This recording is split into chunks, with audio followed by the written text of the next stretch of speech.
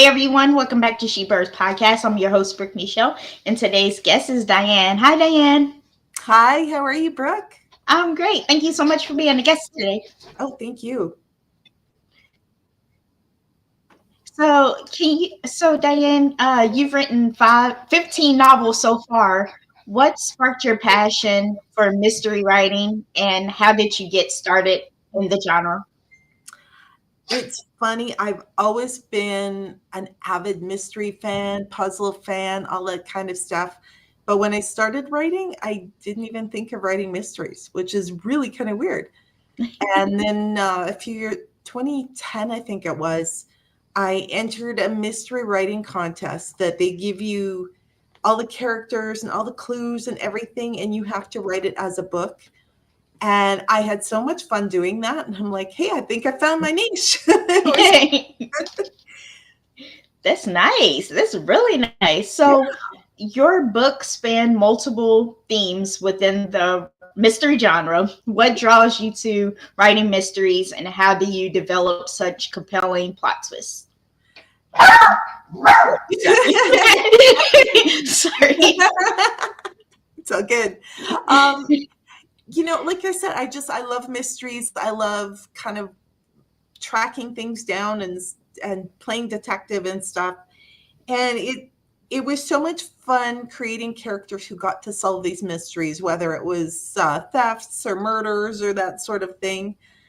All of my stories are cozy mysteries, so there's no blood and all of that all over the pages. It's just you get to read a great clean book that you can actually read it before you go to bed without scaring yourself silly.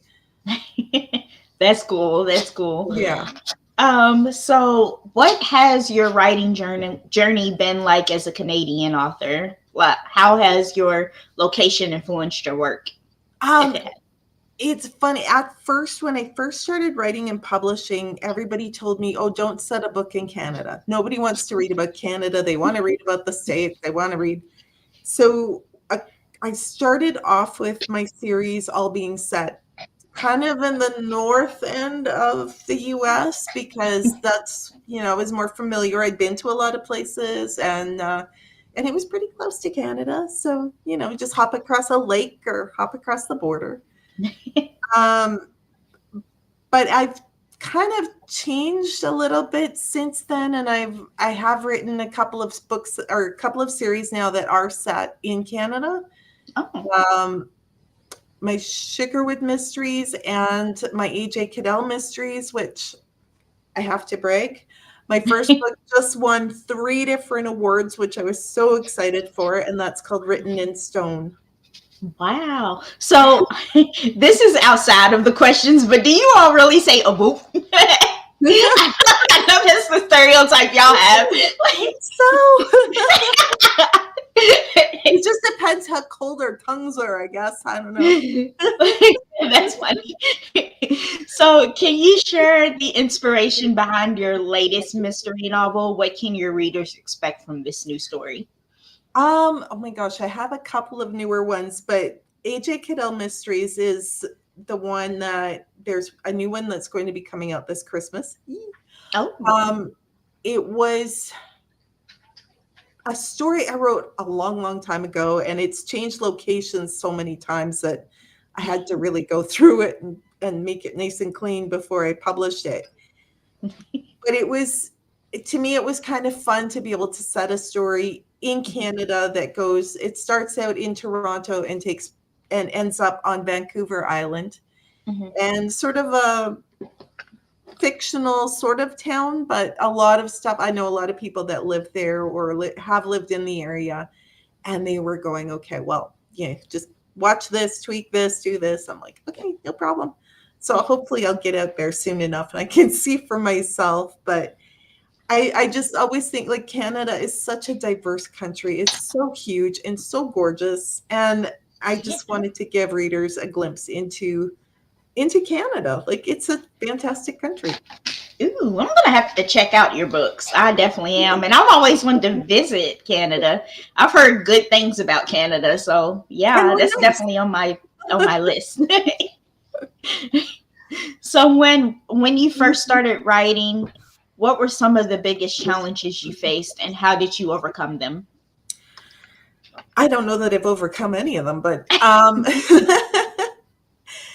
first of all, just being Canadian, you know, people kind of look at you and go, oh, you'll never get in, you'll never do this, you'll never do that. My biggest asset has been everywhere I go, I make writing friends. And I don't want to say I use them, but we kind of have a barter system. We trade off. I have a blog and somebody else has, some other way they want to market things, or somebody will need a beta reader. So, we trade with each other and make good friends. My journey was very twisted and weird. I started off with my first book, and it was one of those books that I liked it, but nobody else did. So it's taken a few iterations, and it's been through so many different edits, and I haven't republished it just yet, but it will be coming, and it'll get yet another edit.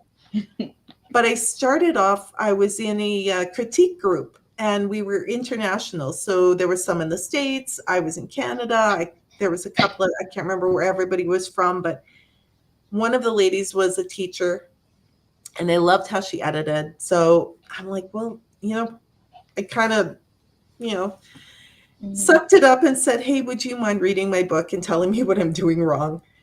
So she read it. She gave me a lot of great advice and said, once you're finished, just send it to this friend of mine named Dawn. And I'm like, why would I send it to this person? Then I Googled her and found out she was an agent. That's how I got my agent. Oh, wow. It was so weird. So how long did you go without an agent? Well, that was with my very first book. It was it was just a weird thing. And she helped me get my first publisher, which was here in Canada. So she kind of eventually stepped out of that arrangement, because going from a Canadian publisher to an American agent to a Canadian author was just, it drove her crazy. She's like, no, I don't want to do this. So she stepped back, and I worked with the publisher one-on-one. And then she helped me find a second publisher. And eventually we parted ways, because this publisher was like, you're not making the high end of my list, and my readers, your books are good, but, my readers want something different. So I got my rights back, and 15 minutes later, I had arranged with my Canadian publisher to republish them. So I didn't exactly sit still and wait for that one, but so they were all published, and I've had the same publisher up until last January, when I finally said, yeah, you know what, I'm going to do this on my own now, because I know a lot more, and there were things I wasn't happy with. Yeah. But I walked away and I said, okay, I have 15 books. I have to re-edit and republish. And what am I doing? What am I thinking? So is being an author and a book coach and an editor, is that your full-time job, like your full-time career? I wish it was right now. Especially with having to take everything back. And right now I have 4 books that are published. Two are relaunches, and 2 are brand new. Okay. So I've been having a lot of fun with those. This year I'm only putting out 2, because I have so much other stuff to do. So I'll be doing one is coming out. It's a relaunch that's coming out for pre-sale at the beginning of February. The other one will be the new AJ Cadell book, which will come out for December. Whoop. Nice. My birthday time.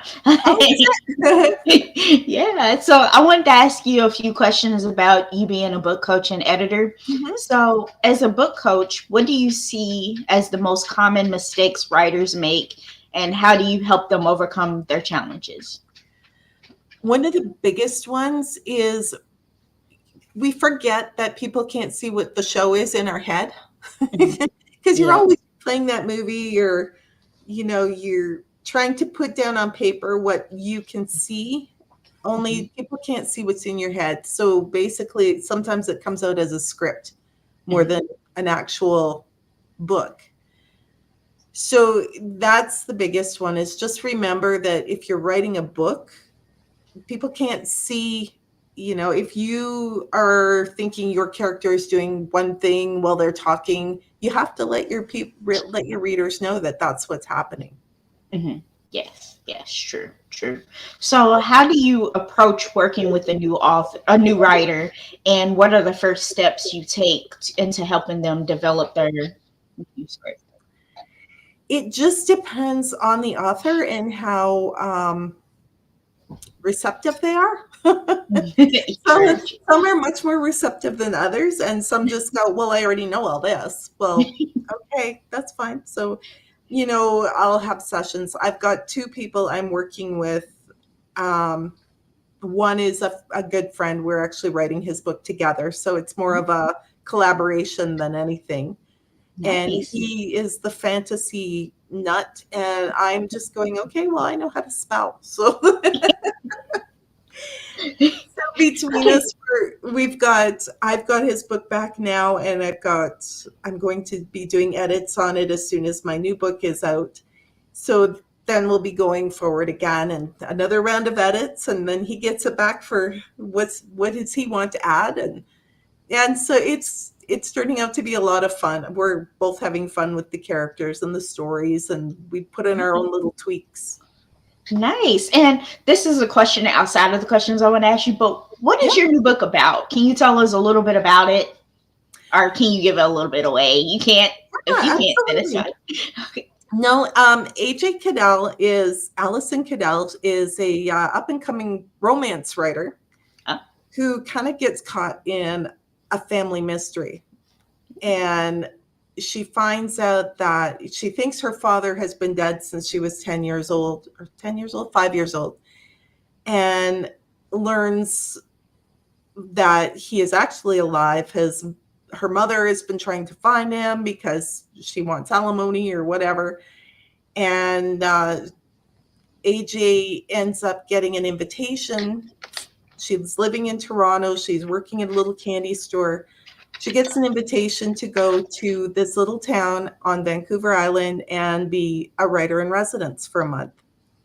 For her, she's like, oh, well, nobody's ever heard of me. Like, why would somebody do this? Right. And she ends up going, and this is where she starts finding out more about her father's side of the family, because it turns out it was her grandmother who invited her. So there's lots of fun little twists and turns, and there is a murder in there. And book 2, which will come out at Christmas time, is the continuation of what happens while she's still living in Vancouver, or on Vancouver Island. And now it's Christmas time, and her sister and her roommate come out for a visit. And once again, there's another murder. There's a big party that's being planned, and there's all kinds of fun craziness. Ooh, I hope they pick up that book as a movie, like they did with, I think her name is Colleen Hoover or something like that. Yeah.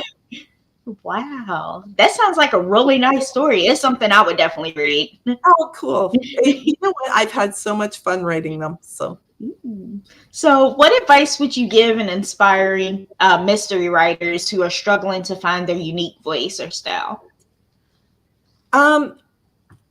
It's great to do courses and classes and learn about craft and learn about this, but the best way you're going to learn is just by writing your book. Write your book, learn great program. There's so many programs you can use. There's so much, don't let the AI tell you how to write it.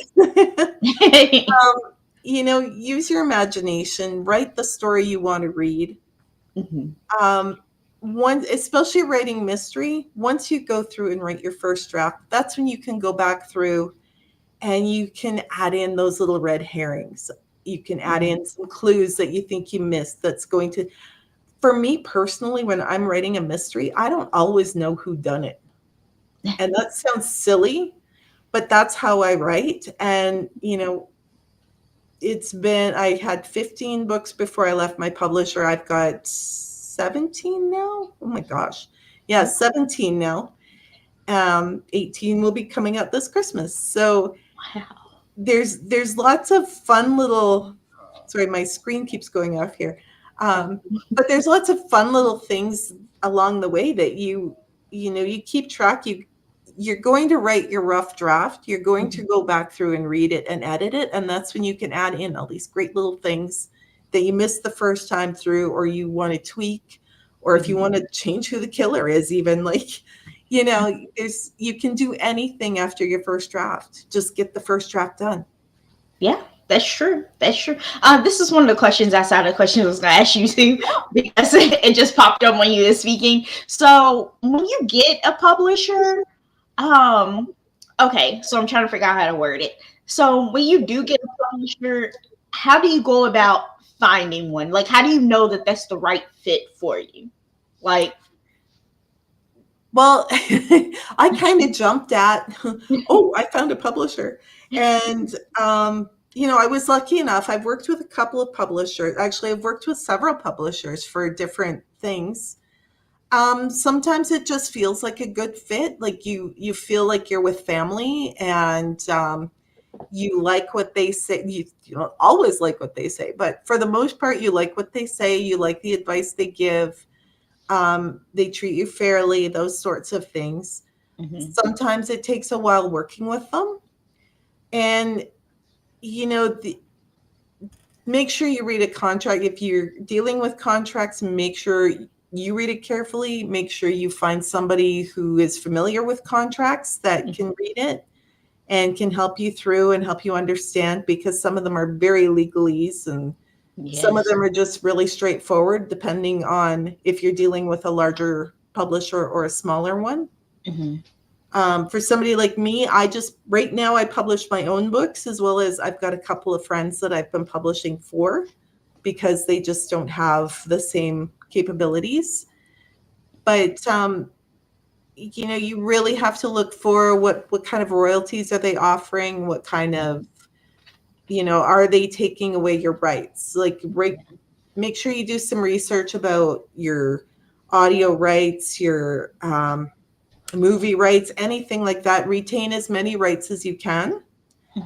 There are some publishers that would like to take those, which, it just depends on what they're offering you.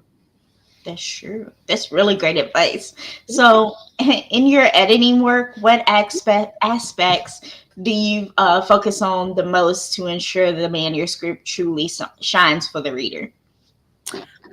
I'm pretty good at line editing, like making sure the sentences. Some people like to make their sentences really, really long or really, really short, and the best kinds of sentences are a real mix. Like, don't have all of your sentences short and punchy, or don't have them too long and windy, because you're going to lose your reader in no time flat. Things like if your main character gets attacked by an alligator and loses a leg and then runs away, that kind of stuff. Like, not going to go far. That's true. That's true. Things like that, like just continuity, things that jump out that, you told us this back in chapter 2, but now it's something different in chapter 4. One person I edited for, especially with cozy mysteries, the industry likes the murder within the first 50 pages. If your murder happens in chapter 1, and then we don't hear any more about the crime solving until chapter 8, that's not a good thing. Ooh, yeah. Yeah, I see what you're talking about now. I've read a few books like that, and I'm just like, what happened to the story? So how do you being a writer yourself while helping other writers refine and publish their work? Well, I started writing while raising 3 kids, and figured if I can do that, I can do pretty much anything. So, I work full time. I have my writing. I have other people's editing and stuff, and I try to just get things done at certain times. Like my books, I have my pre-sale dates already set up for this year. So once my book is up for what did I say? February 1st. Once it's up for February 1st, then I'm working on the next book and editing my friend's book. And once that one is done, then I have my other book that I'm going to finish writing. It's about probably 50% of the way there already. I just have to finish it and get a couple of readers for it. So Nice. yeah, it's a little bits at a time.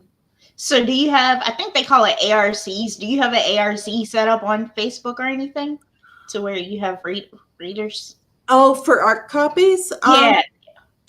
I don't necessarily, but I do have a list. I have a list of friends that I've been reaching out to with a couple of books. Oh. Eventually I'll probably do like a street team or something like that and have, okay, readers, the next book is ready. Who wants to read it and give me reviews and that sort of thing. So, I'm open to having people give reviews and things like that. So, and I do a lot of giveaways for, what is it? There's a couple of different Facebook groups that I belong to that always have all these parties and launch parties and that sort of thing. And I'll do book giveaways for those things. I write short stories for Aconite Cafe right now as well. And they do a lot of cozy mystery stories, which is where my last book came out. And it's a book collection of short stories. And they're all fun, crazy mystery, mostly murder mysteries. And they've got the zaniest character I think I've ever created. And she's just so much fun. And she's like my alter ego, I swear. and she's just one of those. She listens to Jimmy Buffett. She eats breakfast hot dogs any time of day. And she just does what she wants to do. So yeah, she's just a total quirky character. Her name is Dash. And she's done everything from being dragged down a beach by a llama to, rescuing kidnapped goats. And yeah, it's just nonstop. That's awesome. And what's that book called again? That book in particular is called Dash Almond Volume 1. Ooh, okay. Dash Almond PI Volume 1. That sounds interesting. Sounds really interesting. Stories. They're so much fun. And they all kind of go chronologically. So you can follow her life from when she was a 12-year-old budding detective to, well, one of her latest mysteries. So these are questions about Escape with the Writer. So you started your own publishing company, Escape with the Writer, in 2024. What motivated you to take that step, and how has the experience been so far? Well, I can answer the second part first. It's been enough to make me pull my hair out, but no, it's, I had been with my publisher for over 10 years, and it was just time. There were things that I was like, well, I don't like the way they do this, or, I'd learned a lot of stuff from them, and I was really grateful for that, but I just needed to move on. Yeah. And so I took back all my books, and I've republished 2 so far, and then 2 new ones. I've had to learn a lot of stuff about running my own business, about what programs to use, what not to use. I was super lucky at the beginning because I have a lot of friends that have done this for a long time, and they were all more than happy to give me advice and help me walk through things and let me know what programs they used to see if they were things that I liked. And it's still a learning process. Like, it's been a year now, which is very cool. Well, almost a year. My first book came out, I think in March last year. Oh, and your first book? My first one under Escape with the Writer. Oh, wow. Yeah. So that was like a huge learning curve, because that was a brand new one. I had never been published, and it was just that was my 16th. But it's been a lot of fun. And every new book I get to tweak it and learn something different and see what works, what doesn't work, and just taking my time with it. I have learned that I love creating covers, and I've created all my own covers the last year. So Nice, nice. I'm So enjoying what it. Yay. so what services does Escape with the Writer offer to authors, and how do you make it different from other publishing companies out there? Well, like I said, right now I'm mostly just publishing my own books. Um, Oh, I do some editing for people as well, and it prices and stuff vary on what kind of book you write, how long it is, that sort of thing. So, and how much work it needs, because some of them need a lot of work. Some of them are much better. There's been a couple that are really short ones that I'm like, yeah, whatever. I'm just happy to help. yeah. Um, but yeah, eventually I'm hoping the more I learn, the more professional and the more solid about everything I feel, then probably I'll start trying to do a few more books for other people. But right now I'm just still learning and having fun with it. So That's cool. That's cool. So, can you share your vision for Escape with an Author? Where do you see the company going in a few years? like eventually probably doing some more publishing of other people's books. Hmm. I just need to learn, I'm learning all the basics now of doing covers and doing this and doing that. And eventually, yeah, it would be great to be able to have like somebody else to work with who can either help with the business end of things, and I can do the fun creative stuff, and Hmm. the editing and the covers and stuff like that. But I do have friends who have done these sorts of things before, and they work with other authors, and I'm like, well, I'm just going to start learning from them. And we all work together at the end anyways, so we all learn from each other, we all give each other tips and tricks and all of that, and it would be really fun to get to work with other authors and be able to bring their dreams to life, and they can open a box with their books. So that's the coolest part of the whole process, I think. Nice, nice. I do want to ask you a question outside of the questions, Mhm. but do you like also help them with covers of their books too? Um, I had, yeah, the one friend that I've published her so far. This one, the fantasy one, I kind of have a mock-up cover right now, but we'll work on a real one later.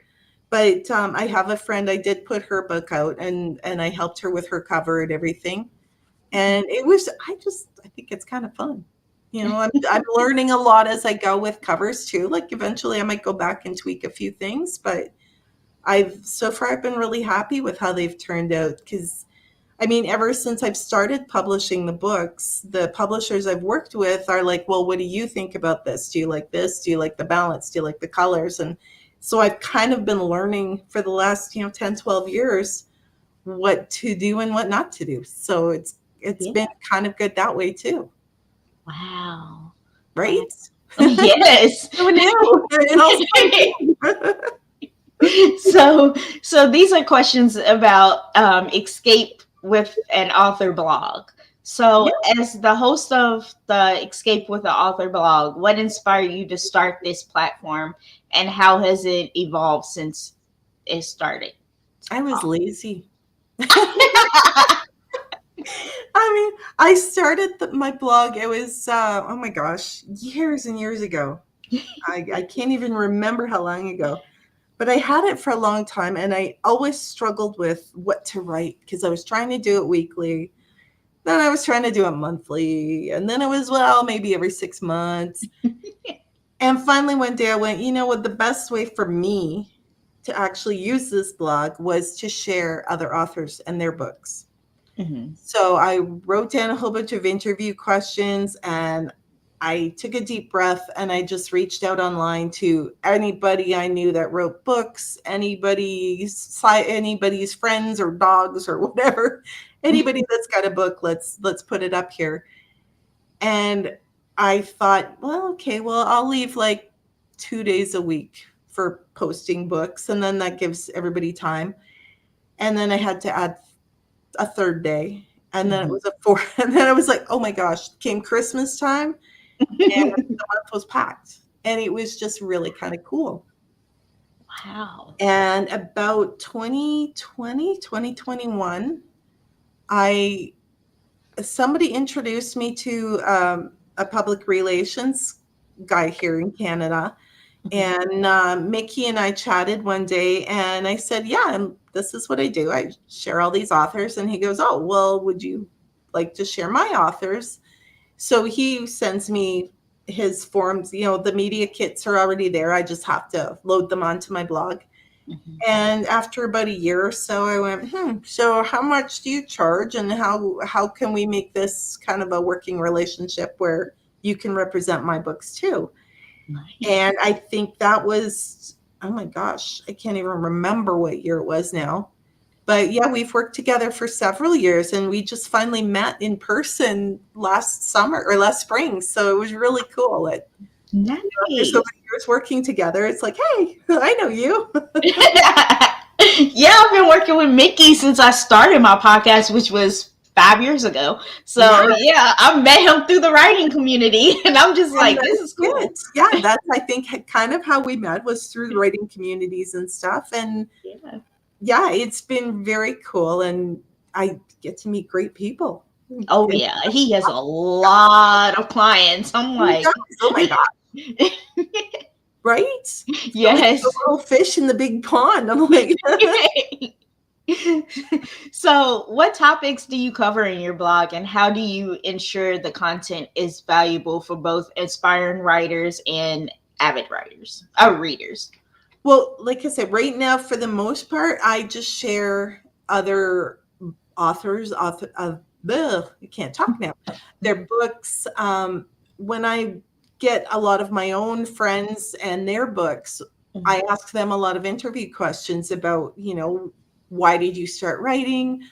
What's your favorite part of being a writer? What kind of books do you love to read? Do you read the same genre that you write? That sort of thing. And it's so neat how everybody has these great stories about how they got started, why they write, what they write, and how we all have that one thing in common, though, which is really kind of crazy, is we all love pens and paper. Yep. And none of us are allowed back in Staples. So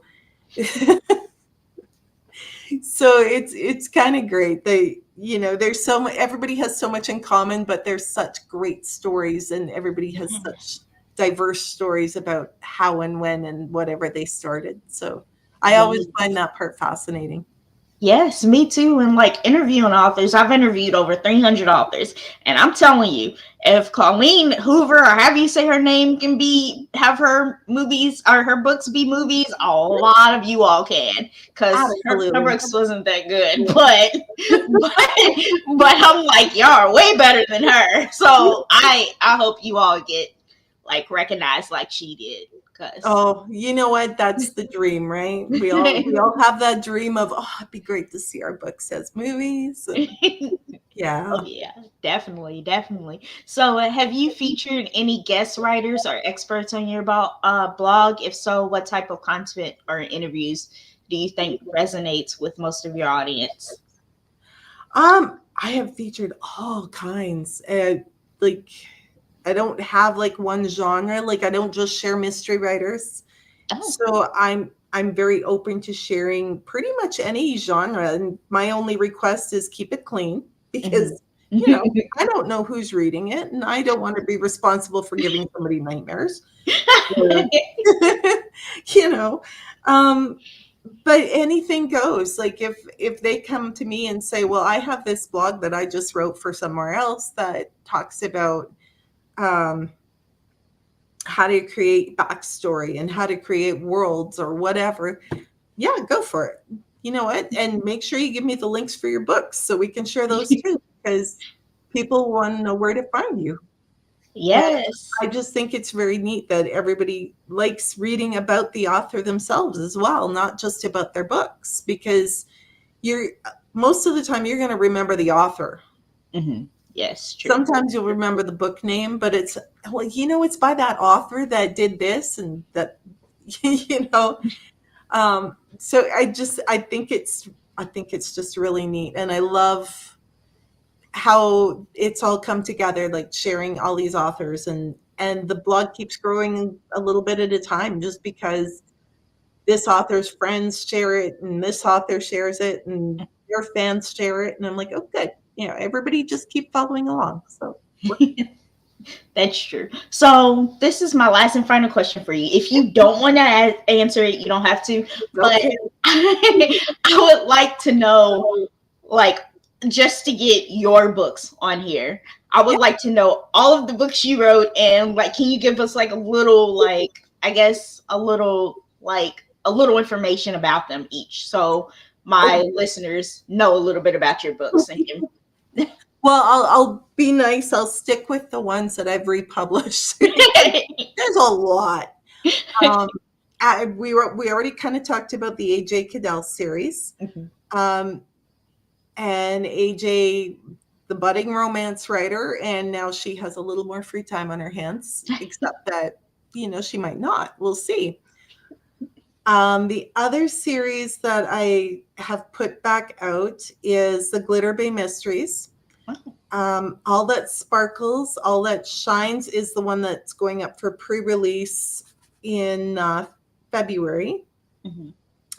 All the Glitter Bay Mysteries features two sisters. One was a former fashion model who became sick and had to leave her world of high fashion modeling, and is now living with her sister in this small coastal town in Oregon.